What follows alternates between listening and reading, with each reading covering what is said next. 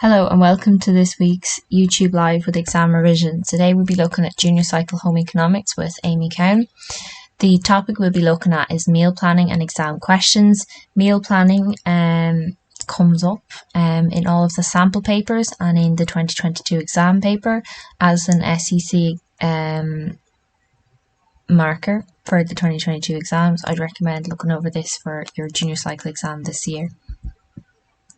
Make sure to follow us on our social media. So we're on Twitter, Insta, TikTok, Facebook, and of course our YouTube, where we upload a variety of videos every week from all of our subjects. So today's plan, we're going to look at meal planning 1, we're going to look at exam questions, and then we're going to look at the second part of meal planning and exam questions.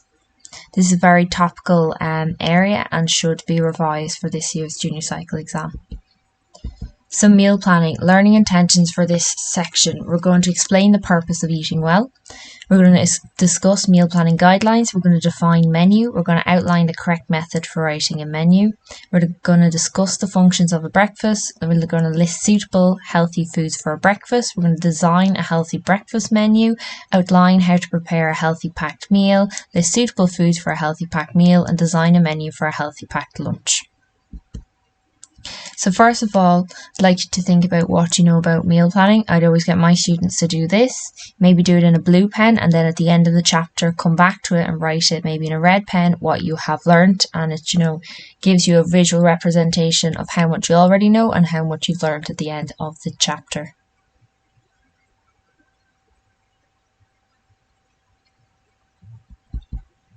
So why eat well? So it prevents excessive weight gain. It provides your body with all the nutrients that it needs. So I would suggest going over your macronutrients and micronutrients. So your macronutrients are protein, fats, and carbohydrates. Your micronutrients are your vitamins, your fat and water-soluble vitamins, your minerals, and then water. I'd also suggest reviewing the food pyramid. The food pyramid is the foundation of most of home ec, as is your macro and micronutrients. So I'd suggest looking over that. All that can be found on the ExamRevision website under the Junior Cycle Home Ec under Strand 1. So it helps you to keep your skin clear.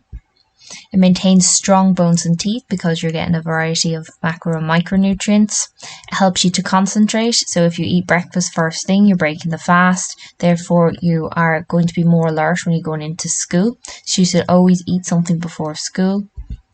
And it gives you energy. So you need energy for all basically everything you do as a living organism.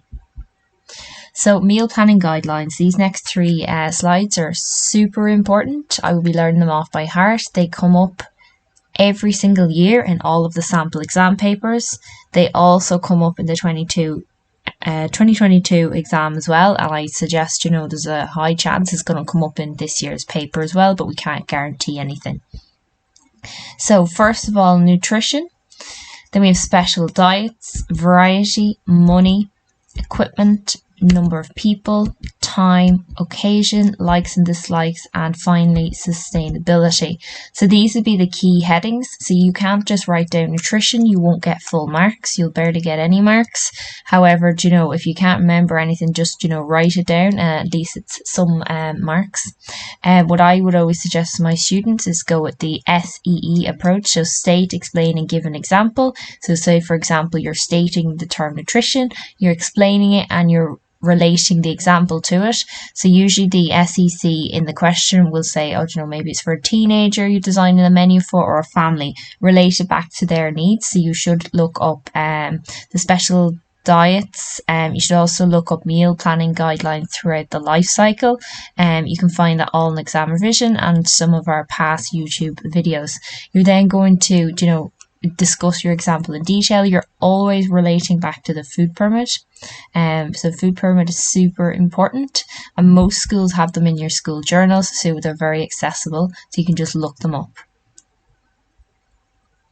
In an exam scenario, they usually only ask you for 4 or 5 of these, but I would be learning off 6 or so. Make sure you know them very well, because not all of them are going to suit the question that you have been given. So this would be one of them there. So my S or state would be nutrition. And then you talk about how nutritious and balanced the meal is. So you'd need to, full sentences. You then include your example after that part. So say if it's for, like a child, you'd say, I've included, 5 to 7 pieces of fruit and veg a day, or you have included, your source of dairy, carbohydrates, you're limiting foods from the top of the food pyramid, stuff like that. Again, with special diets, you should refer back to our YouTube videos. We have done YouTube videos on all the different types of special diets. So, for example, if you're preparing a meal for someone with a special diet like a celiac, you then say after that, celiac is a person who can't digest gluten, and gluten, is found in a lot of carbohydrate foods, for example, like pasta and bread. So therefore, you need to take that into consideration. So, for example, maybe you'd have naturally gluten-free products in the meal, or maybe you'd opt for going, gluten-free pasta or something like that. And then, if you're buying gluten-free pasta, you need to remember that that's going to take longer to cook. So different stuff like that, how special diets impact the meal planning guidelines. So variety, you don't just want the same textures, you want a mix of foods, you want a variety of colours. If there's a mix of foods, if there are picky eaters, they're more likely, to try a couple of things, and they might, if you're just giving them fish and chips and they don't like the batter, that's not very good, and it's also not very nutritious. So you want to give a mix of food. So maybe you'd have like a shepherd's pie, and you'd have peas in it, you'd have some carrots, and then maybe you'd have a salad to the side, and maybe a couple of baby potatoes. So there's a mix of foods there. There's a variety. It's not all the same food. Colour, think of the rainbow. If you think of yourself, if you're out and about and you get a meal and it's, properly presented, you're going to be attracted to it. It's like the cooking exam, how you get your 10 out of 100 marks for presentation. It stands out. If a student has, a colourful dish, well presented, I'm going to remember it more. Textures, there's some textures, like say if a kid doesn't like, the texture of lasagna, well then don't give them lasagna, give them an alternative. Cooking methods, so think about like if you have an air fryer. Now, big air fryers, you can cook a whole chicken in, but if you have a small little one, are you going to be able to cook whole chicken in that? No. So then you're going to have to think about how you're going to cook that. You're not going to be able to fry it, so you're going to need an oven to cook it in. So different cooking methods need different equipment, different time and stuff like that. So money, everything comes back to money. So what is your budget? Especially with inflation at the moment, the general cost of everything has skyrocketed. So for example, cheaper cuts of meat are just as nutritious as expensive. Own brand, just as good as expensive. So own brand beans as opposed to your fancy beans like your Heinz. It's not going to make any difference. Even berries. So when my students make smoothies, I'd recommend, go buy the frozen berries. They're cheaper.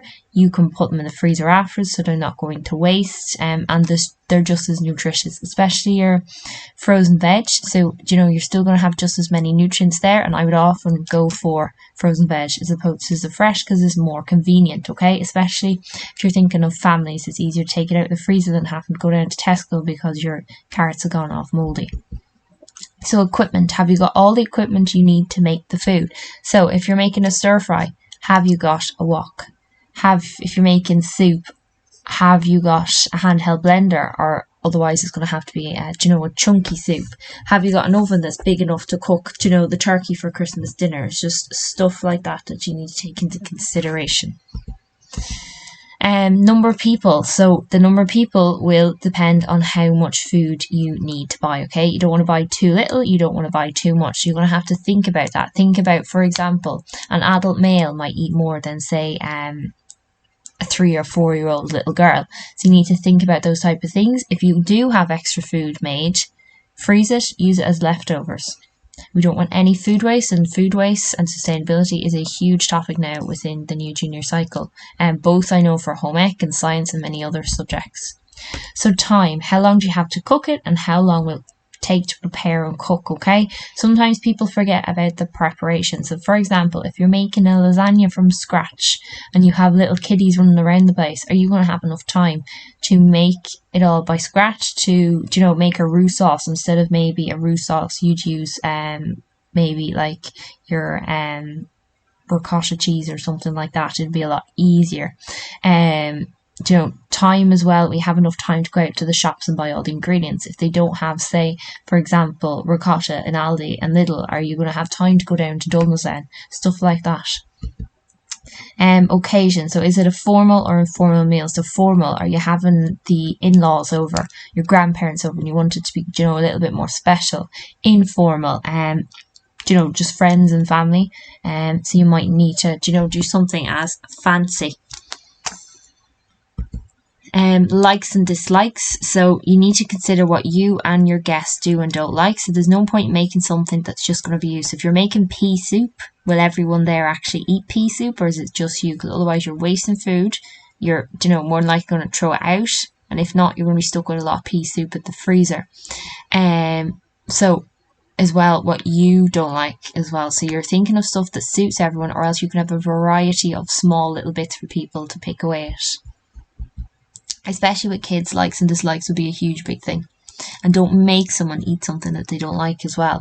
Next up is sustainability, which I already said is very topical at the moment. We have released videos on sustainability on the ExamRevision YouTube. It's also all on our ExamRevision website. So sustainability, you're choosing locally sourced ingredients. Okay, you're thinking of your food miles. So for example, if I was to make muffins, instead of making raspberry and white chocolate, if I was to make raspberry and white chocolate muffins, make raspberries at this time of the year, or even like, say, if you're thinking of like in September, you're going to have to buy them in Aldi, and chances are they're not growing on the bushes at that time of the year, so you're going to have to get them in from Spain or Peru or somewhere like that. That's food miles. The energy it takes to put it in the truck, then the diesel to bring it to the airport, transfer it over to here, go to the headquarters of whatever shop, bring it down to where you are, then you're collecting it, bring it back to your house, stuff like that. Whereas you could just do maybe blackberry muffins. Get the blackberries, pick them off the bush down the end of your garden, or go, walk in the field next, or, in the park or something like that. You're walking, you're not causing emissions to be released. It's a lot more sustainable, less food miles. So stuff like saying food miles would be a key term, and that would really, wow examiners when they're correcting stuff. Make sure they're in season. So Board Via has like a season calendar, and they'll tell you exactly what is available. So for example, you're not going to get blueberries at this time of the year, so you might have to get frozen ones instead, or instead of that you'd opt for something that might be in season at this time of the year. Minimize packaging. So Lidl's has where you can bring in you'll buy like a net, and the the vegetables are not packaged up, so you just get what you want, because a lot of the time stuff comes packaged and maybe you only want 10 tomatoes but you end up having to buy 15. So what are you going to do with the other 5? Are you just going to waste them, or are you going to eat them, because there's a lot of, to make the plastic, you've crude oil in there, and that's, that does not break down. And then people aren't recycling stuff properly, they're putting them in the general waste bins and stuff like that, okay? And then also relating back to cost, if you've more stuff in the bins, and you have a huge amount, you could potentially have to get another green bin and stuff like that. So stuff like that, and thinking about food waste as well. So you don't want to be throwing food out, so you're thinking of people's likes. You're freezing stuff, so that you're not, maybe you batch cook and you freeze it, stuff like that. So they're your meal planning guidelines. So they are super, super important. You're going to state, explain, and give an example. And your example is going to relate back to the question, and the SEC will give you the question, and they'll have a little blurb, and it'll be like, oh, this is for a family, or this is for a teenager, so you're going to relate it back to them. There's no point relating it back to you if it doesn't relate to the question, So menu, I think everyone should be familiar with what a menu is. So it's a list of foods served for a meal. So anywhere you go, whether it's a cafe, McDonald's, whether it is, a fancy restaurant, you're going to have a menu. Even for your cooking exam, you're going to have a menu there for the examiner. So when you're writing a menu, These are like the key things you need to think of. So you need to decide on suitable foods, but also consider nutrition, special diets and cost. So menu writing, essentially, you're referring back to all of these meal planning guidelines, okay? So this is like super, super, super important.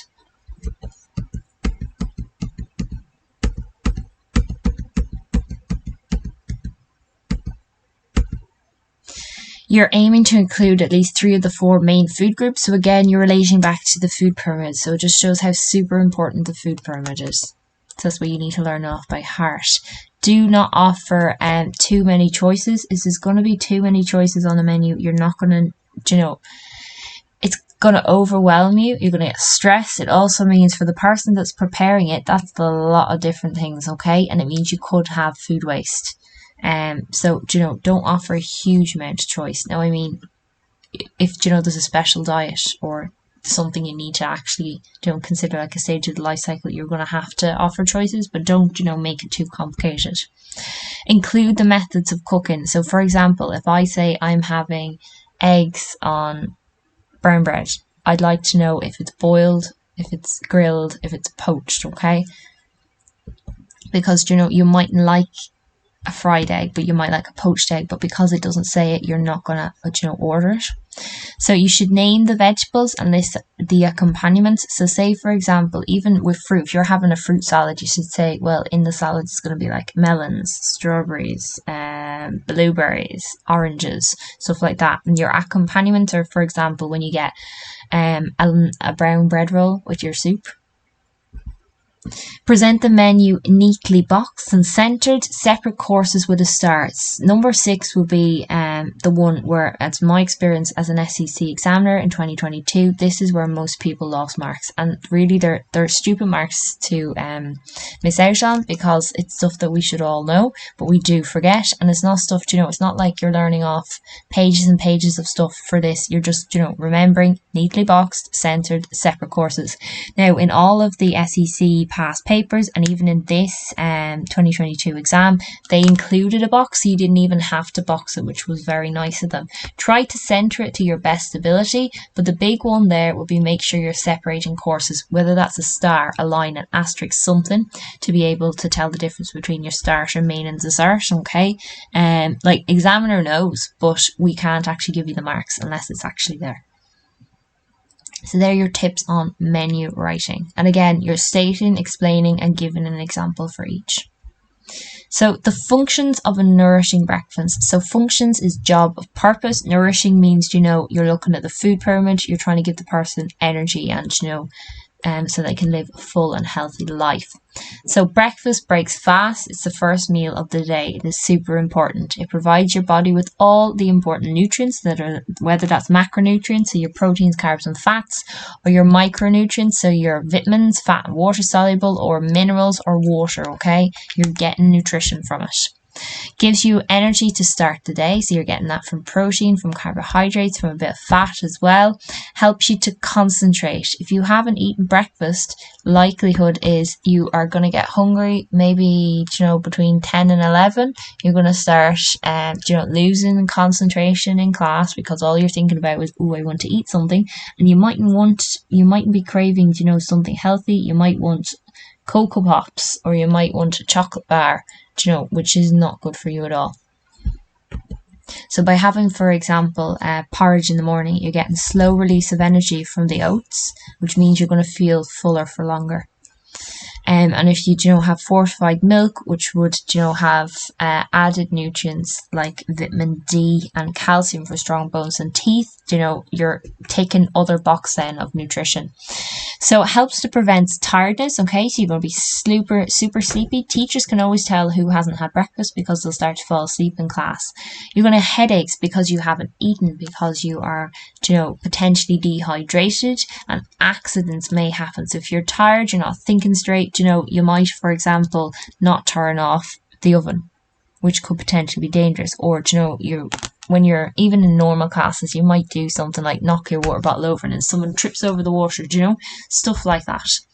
So it allows you to work and exercise more efficiently. If you've eaten, you're, on the ball, you know what you're doing, you're more likely to want to exercise, which means, you're going to do it properly, and exercise is super important for a healthy body. So these would be functions of a nourishing breakfast. So even if you think of why people eat breakfast. So breakfast foods, this is like super simple and really easy. Again, you're relating back to the food pyramid, so everything stems back to that. So you have your fruit and veg group, which would be down the back, 5 to 7 portions a day. So fruit, these are only examples now, you can put loads more. So for example, grapefruit segments, fruit juice, fruit smoothie. So in the SEC for menu, they would count orange juice as a full meal in itself. And vegetables, you could have grilled tomatoes, grilled mushrooms, you could have avocado. Your bread, cereal, and potato group, so that's like porridge, Weetabix, all bran, brown bread, sourdough bread, croissants. Now, croissants wouldn't be the healthiest thing in the world, but we'd rather that you're eating something than nothing. Your milk group, so you have your milk. Teenagers, we prefer full fat milk and super milk because you do need that fat for extra energy, and you should be burning it off when you're exercising, and even when you're sitting in school and studying and learning, you're burning off calories the whole time. You have your yogurts, your cheese. Say if you had a latte in the morning, you're still getting milk. Now, the tannins in the coffee would, inhibit calcium and vitamin D absorption, so it wouldn't be as good, but, again, it's better than having nothing. Meat and other protein groups, so you could be having eggs, and, there's loads of different ways to have eggs, okay? You have your scrambled, your poached, your fried, with beans, and beans are actually really good for you because they're high in amino acids, and amino acids are protein, which is for growth and repair. Grilled rashers, and you could be having turkey rashers. Grilled sausages, you could be having, the vegetarian option. Black and white pudding, okay? So while some of these aren't necessarily healthy, sometimes that is better than having nothing at all. So breakfast food should be super easy for everyone to be able to do. And when you're thinking of these, you're thinking of the food pyramid. Okay, so a nourishing breakfast menu. So nourishing means, nutrition means you're thinking of the food pyramid. You're thinking of all the different recommended servings and portion sizes. So for example, orange juice, that would be counted, as I said, as a full meal in itself for the SEC in 2022. Do you see the way I have all the stars? So that tells me that there is, potentially 4 different sections there, well 3 really. So after the orange juice, you'd say porridge with berries and milk. Okay, now we know that porridge is made with either milk or water, but you need to be able to put it on the actual exam so that the examiner knows. Okay, it's all what's in your head needs to go on the paper. Whole grain bread, and the reason we're going whole grain instead of white is because it's more nutritious and it has fibre, which prevents constipation. With butter and marmalade. Now, marmalade may not be something that, it depends on, say if there's a breakfast menu they sell for an older person, that would suit them, but for a younger person, they might not have the marmalade on it, okay? And then you'd have tea, and you'd have to say with milk, okay? But super important that you actually put stars or asterisks or lines or something between the courses. And now in your exam papers, when your teacher has them doing it, usually most people make different menus for each one, but you can actually stick with the same one and just adapt it slightly to whatever nutritional or stage in the life cycle that the question is asked you to look at.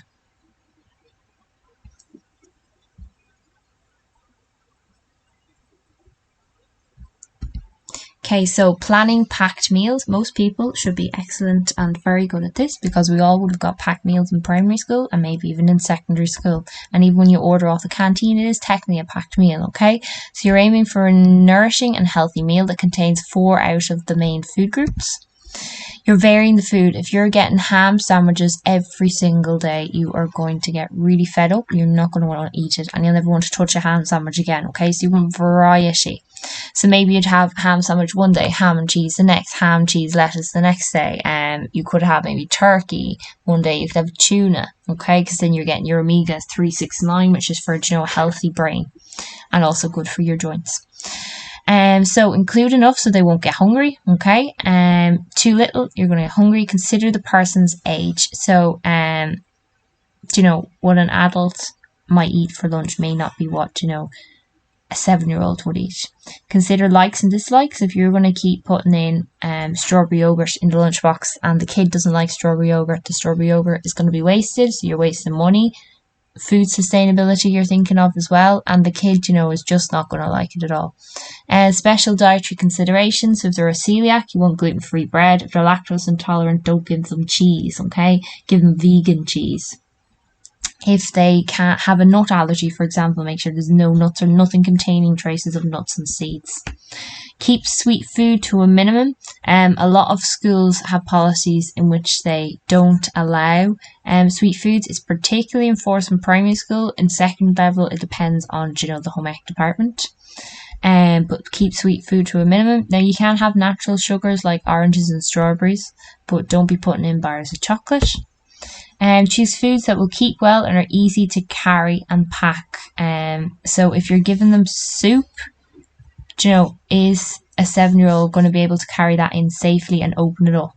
Is the soup going to stay hot? Are they going to burn themselves? Is it going to leak? Okay, so maybe, you might give them a sandwich. Or, it depends on the child and the ability. It depends on the person's needs. And that, it'll keep and won't go all squishy. So like banana sandwiches, if you made that the night before, chances are the bananas are going to go brown by the next day and they won't be that, they'll taste alright, but they'll be a bit weird. So the person might not want to eat it. So maybe you'd have banana, like an actual banana in the lunchbox, and you'd have the bread, butters and stuff, and then they could use, that. So planning packed meals, suitable foods for packed meals. So this is usually quite easy. Whole grain bread. Again, we're thinking of all the whole grain stuff because, it's very important. It's meeting the food pyramid guidelines. Fiber, again, to prevent constipation. You're having, for example, wraps, pita breads, crackers, rice cakes, paninis, scones, bagels, stuff like that. Adding variety. You're having fresh fruit salads, and smoothies. You can have nuts and seeds. Now, again, that'll depend on the school's policy and whether there are nut and seed allergies in the school. You have your vegetables and salads. So maybe you could have some carrots that are sliced up like julienne carrots. They'd be nice with a bit of hummus. Again, it depends on the child whether they're going to eat it. Also, like an adult might be more likely to eat it. Salad, are they going to eat the salad? Is there different types of salad they like more? Is there going to be a dressing? Stuff like that. Tinned fish, whilst it's really good, contains your omega-3, 6, 9.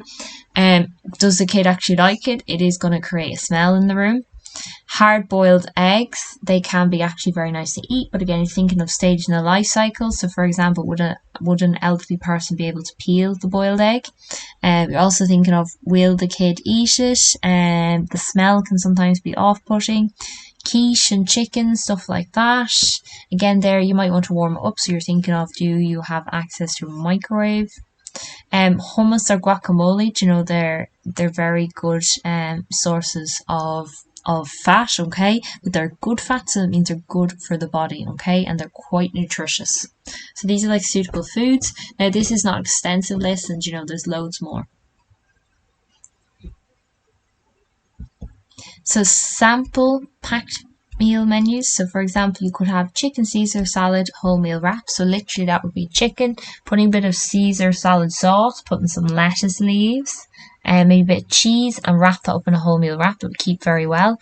You could do it the night before. You could have fruit salads. You could chop it all up and put it in a little container, include a little spoon or fork, and then you can have, maybe a glass or like a bottle with milk or something like that. And again, you see that it's separated with stars to indicate that they are different courses.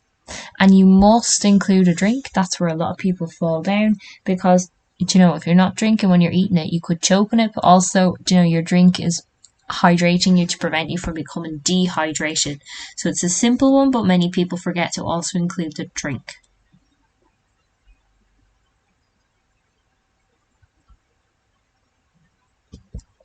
So this is from the 2022 exam paper. So this is question 12, part of the long question. It's important to read the whole thing, and then what I would say is highlight the key pieces of information. So we have Colm is a physically active junior cycle student. He follows a healthy, balanced diet and drinks 2 litres of water every day. Design a healthy, balanced 3-course breakfast menu for Colm to eat at the weekend. So in this case, the SEC counted orange juice as a full meal, okay? And so that will be a tick there. I also see that there are stars indicating that there are 3 different courses, which is ticking the box there when it says a healthy, balanced 3-course breakfast. Healthy for the orange juice because it contains vitamin C. So then he's getting, one of his bits of fruit for the day. Next, we have overnight oats with super milk and frozen berries with glass of super milk. So you see how, detailed it is. If I just said oats with berries or I just said oats, you're not getting full marks, unfortunately. So overnight oats, tells me that, because he's a physically active student, he mightn't have a lot of time to make it in the morning, so he's making it the night before, okay? So that's, good meal planning. Super milk because it's fortified with calcium, vitamin D for strong bones and teeth because he's physically active. And berries because we're getting, a variety of vitamins and minerals there. So we're taking that. We're also taking key areas in the food pyramid. So far I'd say that's healthy. Next up, we have our stars. Tell me the next line. And we're going with avocado on brown bread with a poached egg and a glass of water. So avocado is giving me good sources of fat. It's also giving me loads of other nutrients. Brown bread, is to prevent fibre, and your overnight oats above its slow release of energy, which is super good for Colm because he's physically active. You're getting poached egg, okay? So that means it's a good source of HBV or high biological value protein, and he's getting a glass of water, which is meeting one of his 2 litres of water every day, okay? So he's, getting maybe 500 mils.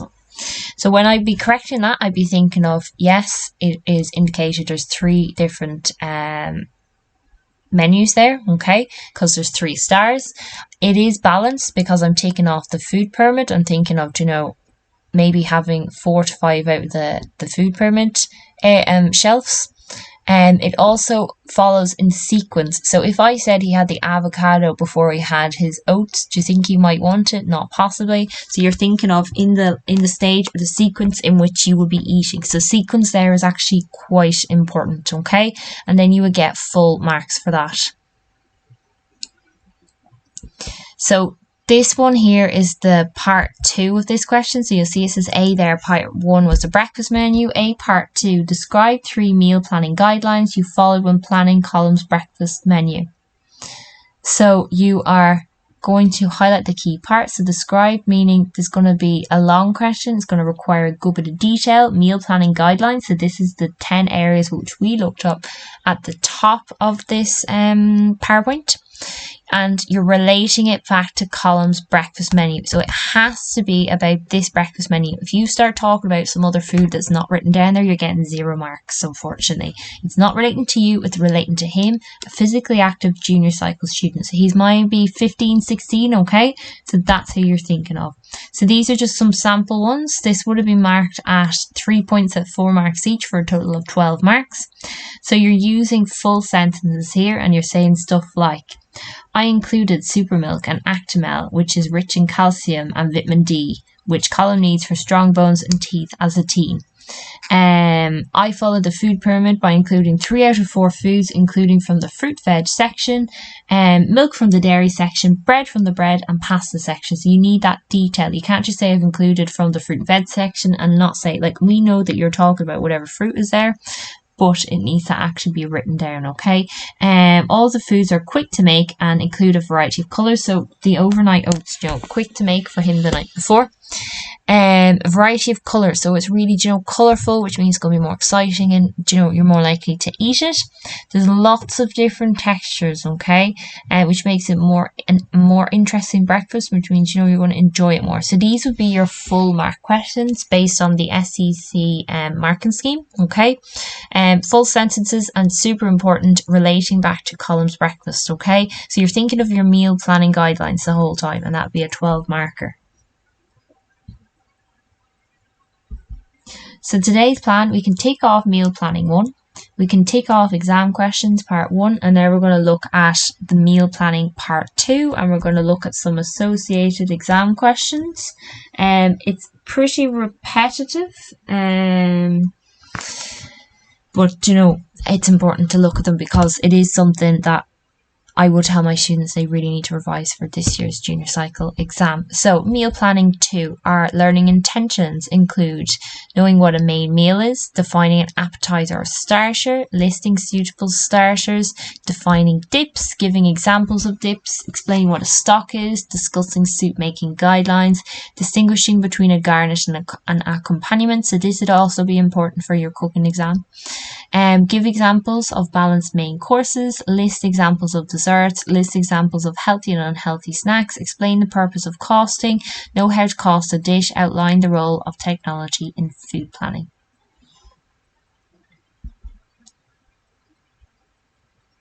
So they'd be the learning intentions that you need to know for this section.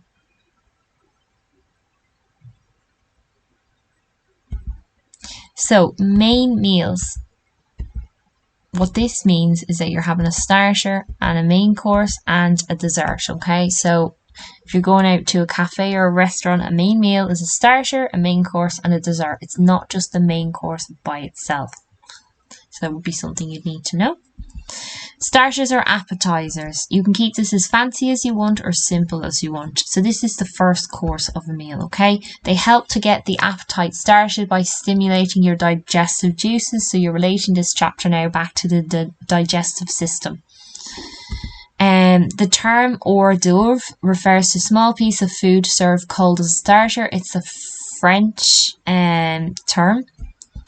And there's, you know, there's loads of examples there, but it doesn't always have to be a cold thing, okay? It can be, you know, warm or slightly warm. It's, you know, totally up to you. You're relating back to, again, the meal planning guidelines. It's the who it's for is that you're thinking about.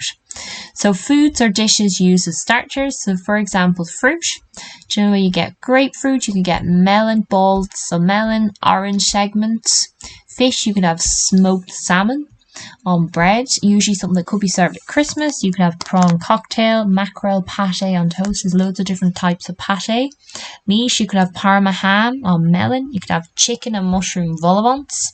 Liver pate on toast. Veg, you could have stuffed tomatoes. Caesar salad, you could have hummus with carrot batons. You could have guacamole. Like there's a huge amount there, and you don't just have to. It doesn't have to be just these. Okay, the list isn't, you know, finite, you know, it's all up to whoever you're making the menu for. So dips uses a starter to a meal. So hot dips are based on a white sauce. Cold dips are based on yogurt, cream cheese or mayonnaise. Your suitable foods for dipping include crackers, carrot or celery sticks. You know, you get your carrot batons and you stick it into hummus. Pieces of baguette, or you could have, like, you know, tortilla chips digging into guacamole. Like there's loads of different dips, and in Ireland we like our garlic mayo, so you'd be dipping in your chips that are maybe air fried, so there's less oil in them. You'd be dipping them into your garlic mayo. Your soup, this may be used as a starter. Soup is very commonly used in the junior cycle cooking exams. It's quite nutritious as there's a variety of vegetables in it, and it shows a lot of skills. Now soup, you can have it as a hot soup or a cold soup. So your hot soup may be tomato and basil or vegetable soup. Cold soups are usually found in the Mediterranean, such as Spain, and that'd be like your gazpacho. So it's kind of like a cold tomato soup. So stock, there's a picture there of stock. So it's a liquid that meat or fish bones and or veg have been simmered for 2 to 3 hours. When we think stock, we think of stock cube. Unfortunately, those little square stock cubes are absolutely packed with sodium, so salt, which is bad for you. It, you know, causes hypertension. You can get reduced salt stock cubes now. It is a new thing. You can get the Knorr ones, which are like little pods, and they will be better as well for you than the cheap ones. So stock improves flavour and the colour of soups and sauces. Adding stock makes everything just taste so much nicer. Stock granules, you can have cubes and gels maybe used to produce an instant stock, even gravy. Do you know your gravy granules? Okay, so the gels would be nicer than the cubes, but homemade stock is always best. So guidelines for making soup. So these are some tips. If you're making it for your cooking exam, these would be super important. You're just literally thinking about what you would do if you're making soup. So fresh ingredients are best. You can use frozen as well. There's no problem with that, but you don't want a moldy carrot in it. Using a heavy saucepan with a tight lid. Meaning, or the reason being, when you're sauteing the onions in the oil, if the saucepan is too thin, it's going to burn it quicker. You want a tight lid so that when you're simmering away, it's able to reach the temperature desired. Use a good stock. Homemade is always best because there's no added preservatives such as sodium, and there is a huge difference in taste. Ingredients may be sauteed to improve flavour. So this is when you get your oil, you add in a little bit of oil and your onion, and you keep stirring it under a low heat, usually about hob number 3, and you keep stirring it, and the onion will go from white to kind of like a golden yellow colour, and it just improves the flavour so much. That would be a tip for a cooking exam as well. Blended thickeners well to avoid lumps. So if you are adding in, say, flour to thicken up your soup, you don't pour this flour into the soup. You get a little bowl, you mix a little bit of the soup, the hot, with the cold flour, mix it, create paste, add it in slowly, and then blend it up, and it will thicken it up because the starch grains will absorb the heat, and they will swell and thicken, and absorb up a good bit of the liquid. But if you add too much, it will taste like flour. Bring to the boil and simmer gently. Always add hot to cold when mixing liquid. So that was what I was saying there about thickening it up. So they're just guidelines for making soup. There's also many, many more. So convenient soup. So these are ones that are already prepared. They're your canned soup, your dried soup, your instant soup, and your chilled soup. Chilled soup wouldn't be too bad. Okay, now it does last a lot longer than your normal soup, so there is additives in there. Instant, dried and canned wouldn't be the best for you. They'd be high in preservatives and additives like sodium. Could be MSG, so your monosodium glutamate. In general, you have to add some kind of liquid to your dried and instant, so they wouldn't be the best. If your canned soup has a dent in it, don't drink it, because there's a risk of Clostridium botulinum. Okay, and botulism is very, very nasty disease. So you're linking them again back to your food safety and hygiene, which can be found on the ExamRevision website. So garnishes and accompaniments, you will need to know the difference between this for your culinary skills exam. Okay, so a garnish is, for example, small amounts of foods which are used for decoration. They make soup look more attractive. Okay, so if you add a swirl of cream or chopped parsley or chives, now for a cooking exam, you can't just rip it apart. You have to actually, chop it with an actual knife, or croutons. So that's where you get bread. You chop it up into little squares. You drizzle it with olive oil, salt, pepper, and stick it in the oven under the grill for maybe 5 minutes, and it just, really adds that little bit of finesse to it. An accompaniment is when foods that you can eat with your soup. So for example, bread rolls, wholemeal or white bread.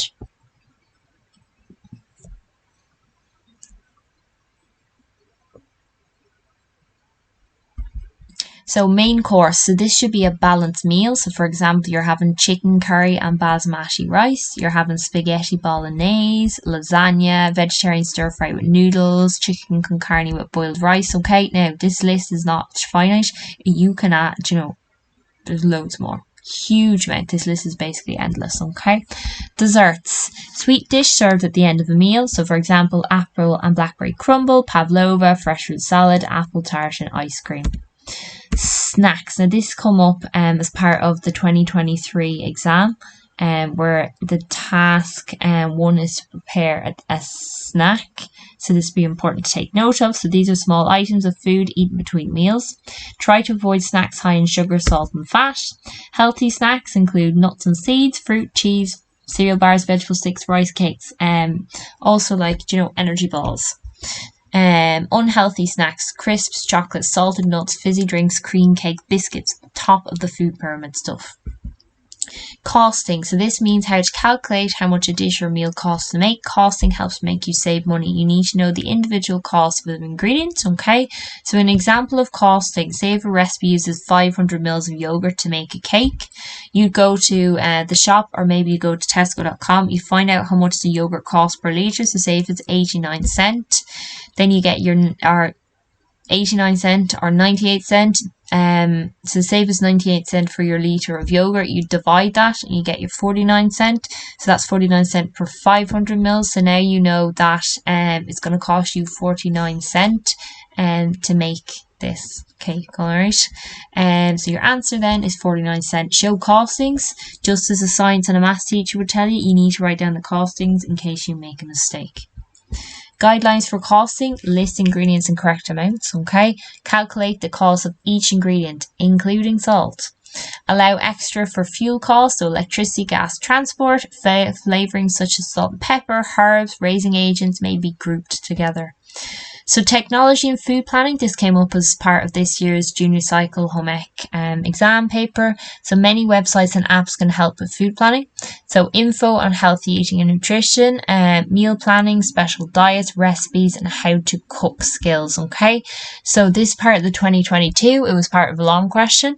So it says here, D part I, state 2 ways the family could use their internet when planning family meals. So stuff like finding recipes, like going on BBC Good Food, watching video tutorials, whether that's on Instagram or TikTok or YouTube, and whether you're looking at on the TV, whether you're using the Tesco online to get your food delivered to your house, whether you're looking up online food suitable for a celiac, all that type of thing will count. In general, most people did really well in this question. It was worth 6 marks, so 2 points at 3 marks each.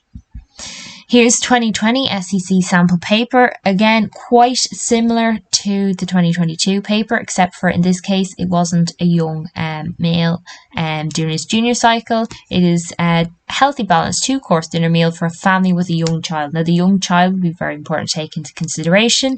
You can see it as a 2-course, so I've included in the star to differentiate between the 2 courses.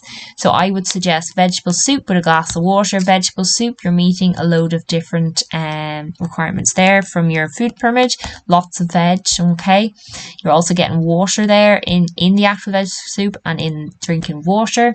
You're getting hidden vegetable spaghetti bolognese with super milk drink, so you could have bits of courgettes, carrots, loads of little things diced up, so that the child is getting loads and loads of veg in one sitting. Super milk is high in calcium, vitamin D for strong bones and teeth. Again, this is part 2 of it, so you can see how it always starts off with a menu and then it asks you to discuss the meal planning guidelines. They always relate back to the question. So say, for example, this one, nutritious, how nutritious and balanced is the meal, ensuring you're meeting the food pyramid guidelines for each family member. So because this one is for a family and a young child, you're not just thinking of mum and dad, you're thinking of the young kid as well. Number of people, so in this case we think we have about 3 people.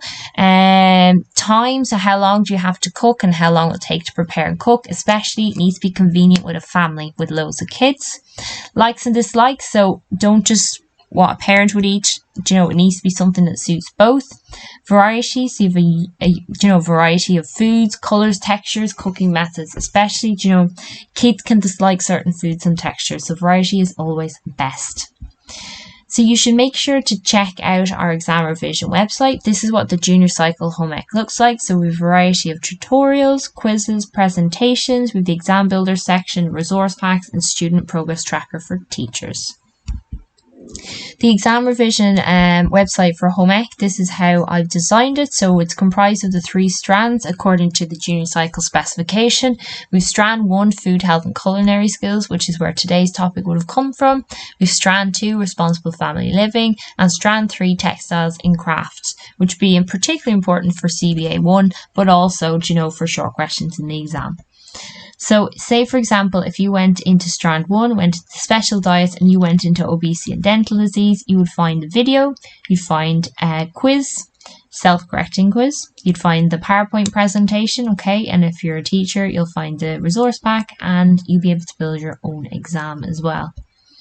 So make sure to follow us on social media. We're on Twitter, Instagram, TikTok, Facebook, and of course YouTube. There's loads and loads of videos on YouTube relating to home ec and all of our other leaving and junior cycle subjects. So check them out. More videos are released on a weekly basis. So thank you for listening to today's Junior Cycle Home Economics with Amy Cowan, where we looked at meal planning and we analysed and answered exam questions.